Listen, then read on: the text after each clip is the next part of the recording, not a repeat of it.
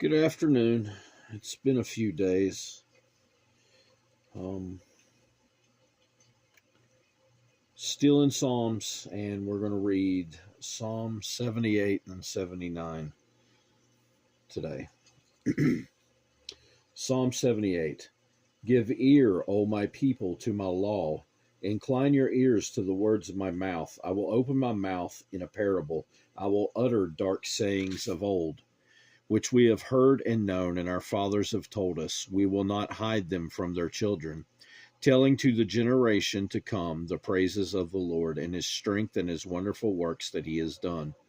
For he established a testimony in Jacob and appointed a law in Israel, which he commanded our fathers that they should make them known to their children, that the generation to come might know them, the children who would be born, that they may arise and declare them to their children, that they may set their hope in God and not forget the works of God, but keep his commandments, and may not be like their fathers, a stubborn and rebellious generation, a generation that did not set its heart aright, and whose spirit was not faithful to God. The children of Ephraim, being armed and carrying bows, turned back in the day of battle. They did not keep the covenant of God. They refused to walk in his law and forgot his works and his wonders that he had shown them. Marvelous things he did in the sight of their fathers in the land of Egypt, in the field of Zon. He divided the sea and caused them to pass through, and he made the waters stand up like a heap. In the daytime also he led them with the cloud, and all the night with a light of fire. He split the rocks in the wilderness and gave them drink in abundance like the depths. He also brought streams out of the rock and caused waters to run down like rivers. But they sinned even more against him by rebelling against the Most High in the wilderness, and they tested God in their heart by asking for the food of their fancy. Yes, they spoke against God. They said, Can God prepare a table in the wilderness? Behold, he struck the rock, so that the waters gushed out and the streams overflowed. Can he give bread also? Can he provide meat for his people? Therefore the Lord heard this and was furious. So a fire was kindled against Jacob, and anger also came up against Israel, because they did not believe in God and did not trust in his salvation. Yet he had commanded the clouds above and opened the doors of heaven, had rained down manna on them to eat, and given them of the bread of heaven. Men ate angels' food. He sent them food to the full. He caused an east wind to blow in the heavens, and by his power he brought in the south wind. He also rained meat on them like the dust, feathered fowl like the sand of the seas. And he let them fall in the midst of their camp, all around their dwellings. So they ate and were well fed. Well filled. For he gave them their own desire. They were not deprived of their craving, but while their food was still in their mouths, the wrath of God came upon them, and slew the stoutest of them, and struck down the choice men of Israel. In spite of this, they still sinned, and did not believe in his wondrous works. Therefore their days he consumed in futility, and their years in fear. When he slew them, then they sought him, and they returned and sought earnestly for God. Then they remembered that God was their rock, and the Most High God their Redeemer. Nevertheless, they flattered him with their mouth, and they lied to him with their tongue. For their heart was not steadfast with him, nor were they faithful in his covenant. But he, being full of compassion, forgave their iniquity, and did not destroy them. Yes, many a time he turned his anger away. He did not stir up all his wrath, for he remembered that they were but flesh, a breath that passes away and does not come again. How often they provoked him in the wilderness and grieved him in the desert. Yes, again and again they tempted God and limited the Holy One of Israel. They did not remember his power, the day when he redeemed them from the enemy, when he worked his signs in Egypt and his wonders in the field of Zon.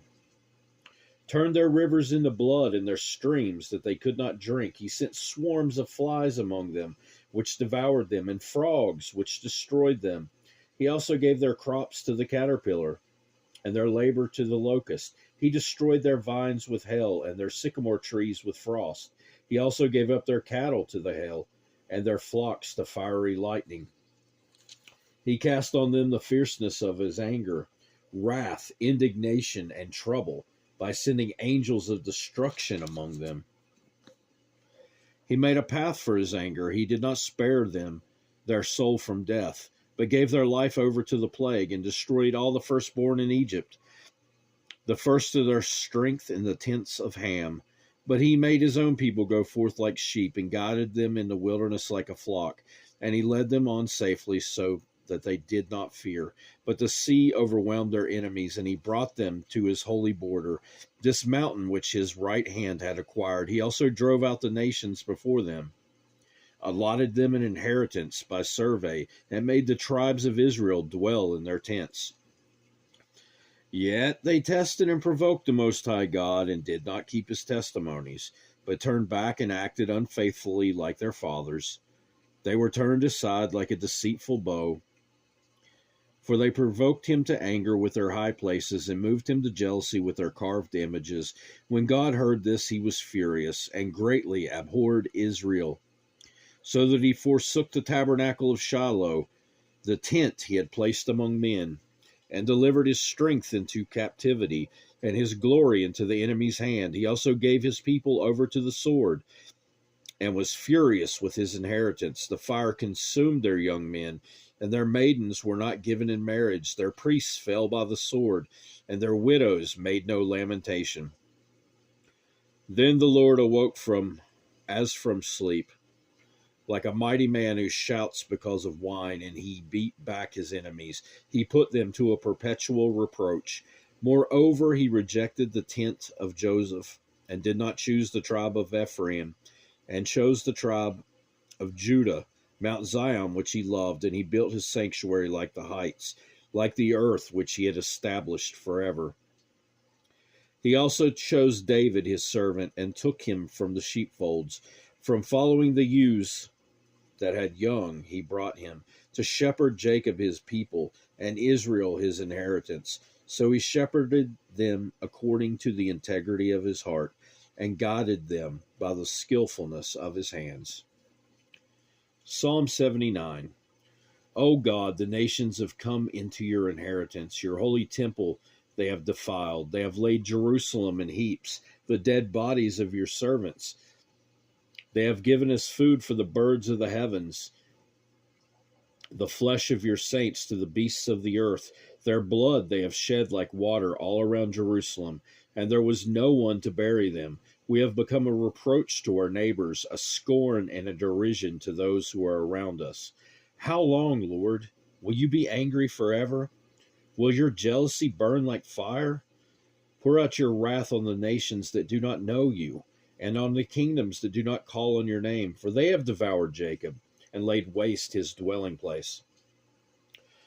Oh, do not remember former iniquities against us. Let your tender mercies come speedily to meet us.